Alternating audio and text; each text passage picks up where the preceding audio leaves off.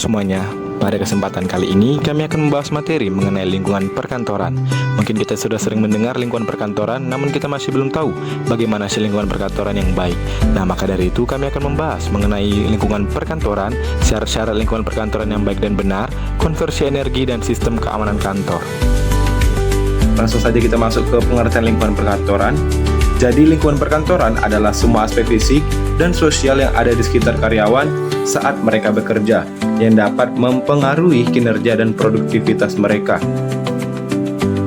Selanjutnya itu syarat lingkungan perkantoran yang sehat.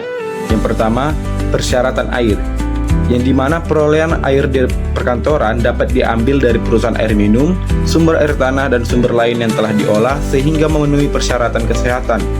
Yang kedua ada persyaratan udara, yang dimana udara pada ruangan ada beberapa hal yang perlu diperhatikan, yaitu suhu dan kelembapan, debu, pertukaran udara, gas pencemar, dan mikroba. Yang ketiga yaitu limbah. Setiap kantor pasti memiliki limbah padat ataupun sampah, dan dimana setiap kantor harus menggunakan tempat sampah yang ada harus dilengkapi dengan bahan yang kuat, ringan, tahan karat, kedap air, permukaan halus, dan menggunakan penutup, serta tidak menggabungkan sampah basah dan juga sampah kering.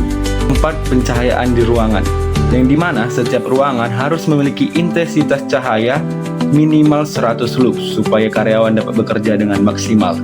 Yang kelima, kebisingan. Kebisingan untuk lingkungan perkantoran harus diperhatikan dan dijaga, karena dapat mengakibatkan kurangnya konsentrasi sehingga produktivitas karyawan menjadi terganggu. Yang keenam, getaran. Getaran dapat disebabkan oleh sarana dan peralatan yang digunakan manusia. Untuk mengurangi getaran, dapat dilakukan tindakan dengan memberi peredam pada ruang kerja. Sistem penahan getaran perlu dilakukan perbaikan dan memberi bantalan dalam mengurangi sumber getaran. Yang ketujuh, radiasi. Pencegahan radiasi medan listrik adalah merancang instalasi sesuai peraturan umum instalasi listrik dan lingkungan perkantoran jauh dari saluran udara tegangan tinggi atau subnet. Yang kedelapan ada faktor penyakit. Tindakan pencegahan yang dapat dilakukan untuk meminimalisir faktor penyakit adalah dengan memasang alat perangkap, menjaga kebersihan lingkungan perkantoran, mengatur peralatan perkantoran, dan arsip secara teratur, dan membasmi tempat atau sarang serangga dan tikus. Yang kesembilan ada ruang dan bangunan. Persyaratan gedung perkantoran adalah bangunan harus kuat, bersih, dan terhindar dari gangguan kesehatan dan kecelakaan kerja. Lantai ruangan diusahakan terbuat dari bahan kedap air, rata, bersih, dan tidak licin. Karyawan memiliki ruangan layak huni, dinding harus bersih dan terang, langit harus kuat dengan ketinggian minimal 2,50 meter persegi dari lantai. Yang ke-10, toilet. Standar untuk toilet karyawan laki-laki dan perempuan terpisah, dan kepemilikan toilet di lingkungan perkantoran sesuai dengan peraturan Menteri Kesehatan. Yang ke-11 yaitu instalasi. Instalasi listrik, telepon, dan air dibuat menggunakan kode dan label berbeda. Air bersih tidak berhubungan langsung dengan air limbah. Jaringan instalasi dipasang sesuai estetika dan tidak membahayakan, serta jauh dari sarang serangga dan tikus.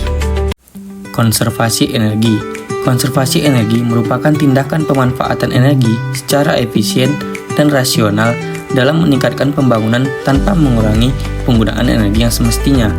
Kegiatan ini bertujuan untuk memelihara sumber energi yang bersumber dari alam dengan melakukan pemilihan teknologi dan mewujudkan penyediaan energi yang dapat diperbaharui. Konservasi energi yang dapat dilakukan pada lingkungan perkantoran yaitu melakukan otomatisasi pemadaman listrik pada jam tertentu atau di luar jam operasional kantor untuk menghindari korsleting atau kecelakaan yang disebabkan oleh listrik. Membuat ruang transparan cahaya sehingga dapat memanfaatkan cahaya alami pada siang hari. Perawatan peralatan listrik secara berkala, pembersihan lampu dan ruangan secara berkala dan otomatis, memperluas ruangan ramah pejalan kaki di lingkungan perkantoran. Baik, kini masuk ke materi sistem keamanan kantor. Sistem keamanan kantor adalah serangkaian langkah dan prosedur yang dirancang untuk melindungi aset, informasi, dan karyawan dari ancaman yang mungkin terjadi. Keamanan kantor mencakup beberapa hal seperti perlindungan fisik, keamanan informasi, serta keamanan cyber. Jenis-jenis ancaman keamanan yang dapat terjadi. Yang pertama, ancaman fisik. Ancaman fisik dapat berupa pencurian atau perampokan, kerusuhan atau vandalisme, serta kebakaran atau mungkin bencana alam. Yang kedua, ancaman internal. Ancaman internal dapat berupa karyawan yang tidak puas akan tingkat kinerja kantor, penyalahgunaan akses oleh karyawan, serta kebocoran informasi. Yang ketiga, ancaman cyber. Ancaman cyber seperti serangan malware, phishing, dan peretasan sistem informasi. Terdapat beberapa langkah-langkah pencegahan keamanan yang dapat dilakukan. Yang pertama yaitu penggunaan teknologi keamanan seperti pemasangan kamera pengawas atau CCTV, peningkatan sistem alarm dan pengendalian akses, serta peningkatan perangkat lunak keamanan cyber. Yang kedua, pelatihan karyawan seperti mengedukasi tentang kebijakan keamanan terhadap karyawan, pelatihan karyawan tentang pengenalan ancaman cyber, serta simulasi situasi darurat. Yang ketiga, kebijakan keamanan. Kebijakan yang dimaksud yaitu prosedur keamanan yang diperketat, pengawasan dan audit secara rutin, serta penanganan insiden dan pelaporan. Terdapat juga peran manajemen dalam sistem keamanan kantor. Yang pertama yaitu manajemen bertanggung jawab untuk menciptakan budaya keamanan di tempat kerja. Yang kedua, manajemen juga bertanggung jawab mengembangkan dan menerapkan kebijakan keamanan yang efektif. Serta yang terakhir, manajemen memastikan bahwa semua karyawan memahami dan mematuhi kebijakan tersebut. Sekian penjelasan materi dari kami. Lebih dan kurangnya kami mohon maaf. Terima kasih.